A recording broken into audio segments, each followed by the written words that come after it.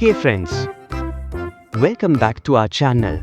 Today, our little buddy Nancy is going to try something very exciting, growing a sunflower using the Tailbot Pro.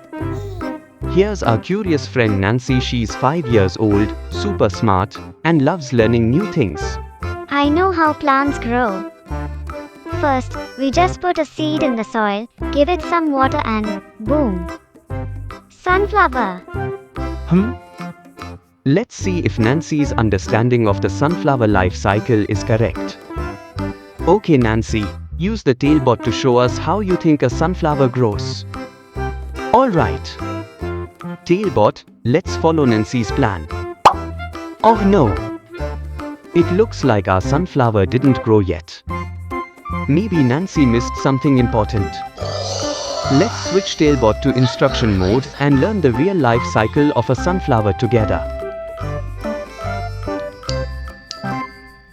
Let's learn how to grow a sunflower. First, take me to the starting point. First, we plant the seed. Then, it needs sunlight and water. Soon, tiny sprouts appear. Then comes a bud. And finally, a beautiful sunflower blossoms. Wow!